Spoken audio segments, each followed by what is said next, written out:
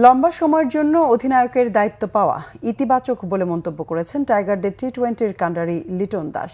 নেতৃত্ব পাওয়ায় পারফর্ম করার দায়িত্ব আরও বেড়েছে মনে করেন তিনি। অধিনায়ক হওয়ার পর প্রথমবারের মতো সংবাদ সম্মেলনে হাজির হয়ে লিটন জানান, পাকিস্তান সফর হবে কিনা তার সিদ্ধান্ত নেবে বোর্ড। স্বীকার করে নেন, ওয়ানডে ক্রিকেটেও বাংলাদেশ কিছুটা ব্যাকফুটে আছে। মনির হোসেন খানের রিপোর্ট।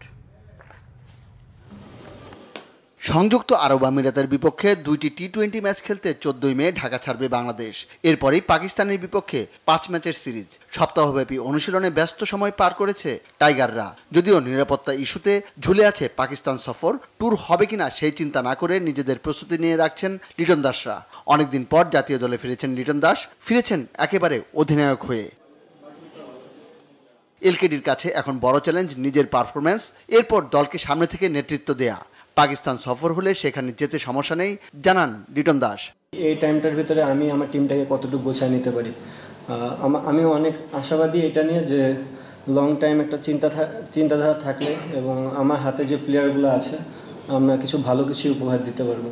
আমার থেকে হয়তো বা এটা ভালো ডিসিশন দিতে পারবে বিসিবি, বিকজ দুই বোর্ডের মধ্যেই কথোপকথনের মাধ্যমেই জিনিসটা আগাবে।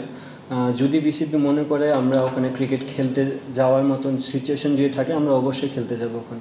এতদিন শুধু নিজের কথা ভাবলেই চলতো, অধিনায়ক হয়ে ভাবতে হবে সতীর্থদের নিয়ে, টিমের পারফরমেন্স নিয়ে। টি-20-তে নিজেদের খোলনলচে বদলে ফেলার ইচ্ছা নেই, পরিস্থিতি অনুযায়ী খেলাই হবে বড় চ্যালেঞ্জ। যতটা বিসিবির সাথে আমি কমিউনিকেট করবো, তার থেকে বেশি কমিউনিকেট করা দরকার আমার প্লেয়ারদের সাথে। তারা কি চাচ্ছে, তাদের কোন জায়গায় ডেভেলপ করা দরকার।